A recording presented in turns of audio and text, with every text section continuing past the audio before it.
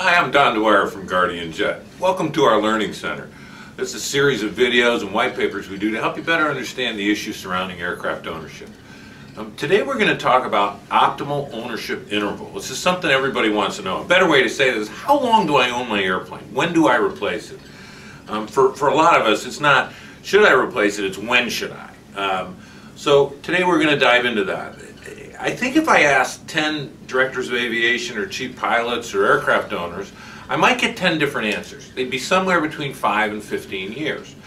And so we wanted to take a real hard look at that and do the math to say, okay, there's a definitive answer.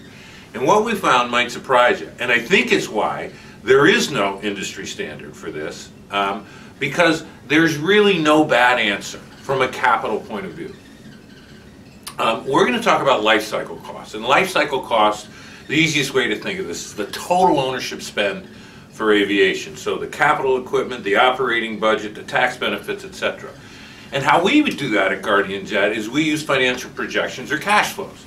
In a cash flow, you buy or trade in an airplane in the beginning of the cash flow. You operate it, all the expenses, all the tax benefits, all the salaries, etc. go in. And at the end, we sell the airplane. We recover the value into the cash flow. And that's really important because we all know that certain airplanes perform a lot better from a residual value point of view. So that's something we need to understand when we're making aircraft purchase decisions. You know, one of the things we found too is that the capital issues in this business are so big, they tend to dwarf the operating costs. So we want to be really smart about it. And that's why I think ownership interval is an important topic. So how we looked at it, we said we think it's somewhere between 5 and 15 years. I know intuitively that if I bought an airplane every year and replaced it every single year for 15 years, that would be incredibly expensive. So we said, well, we think it intuitively, let's graph it out. This is a chart using a Challenger 300. This is an actual customer that we bought a Challenger 300 for. This happens to be a new airplane, but this works. The math works with used airplanes. It looks very similar.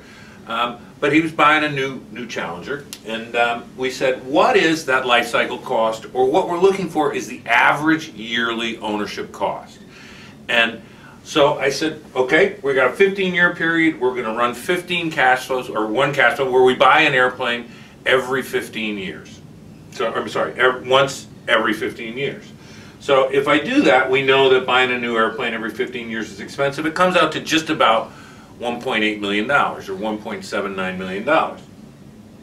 If I own it for 15 years and I only buy one airplane, my average annual cost is $1.379 or a little bit less than $1.4 million. Well, the interesting thing is, where does this curve bottom out? You can see that we did it every 2 years, every 3 years, every 4 years, etc.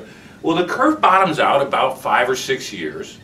And then it'll have a little bump in the 7th or 8th year, because we believe if you want to keep your airplane sellable, and that every 7 to 8 years you should do paint and interior. If you fly at the average, if you fly 400 hours for most corporate airplanes, or whatever the average in your fleet is, that you should have paint and interior about every 7 or 8 years. And so you'll see the curve flatten out, get a little bump for paint and interior, and then just kind of go down very, very slowly. So what this tells me is, if I buy a new airplane every 6 years, it's $1,405,000. If I buy it every 7 years, it's $1,401,000. If I buy a new airplane every 15 years, the average annual cost is $1,379,000, or about $25,000 a year less than buying one every 6 years. So, you know, from a capital point of view, it's not a bad thing to own it for 15 years. It's not a bad thing to own it and replace it at 6 years. There are some other things that go into how often you should replace your airplane. Certainly there's regulatory issues.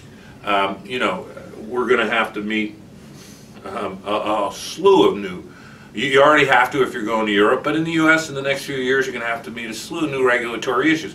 Should I make an investment in an older airplane? Maybe an investment I don't get back, and maybe a significant investment. It could be millions of dollars to update these airplanes. Or should I go ahead and replace it? Should I be thinking about that now because I want to make a decision before that? Another thing we look at, and when we talk about residual value, is with an older airplane, an airplane that you replace every 14 or 15 years, they tend not to do as well in what we've just gone through, in volatile economies. So we track everything, residual values, against the Dow. And you'll see when the Dow drops, aircraft values drop. It's parallel. A new airplane is going to drop about the way the Dow does. An older airplane, an older version of the same airplane, can drop more precipitously. When the Dow recovers, we'll see the newer airplanes recover very closely to when and how much the Dow recovers, or the economy recovers. The older airplanes, and I think we're seeing it, we're actually living this now, the older airplanes are just not recovering. No matter what happens to the economy, the older airplanes are not gaining back their value. A very, very good reason for considering moving your purchase decision to the left, or maybe shortening the ownership interval. So that's ownership interval, how long we think you should own airplanes. Again, from a capital point of view, there's no bad answer. It's why there's not an industry standard. Thanks so much for visiting us. Please give us a call. We'd love to plug your airplane and numbers into these graphs for you. We have a lot of tools like this that we'd like to share with you.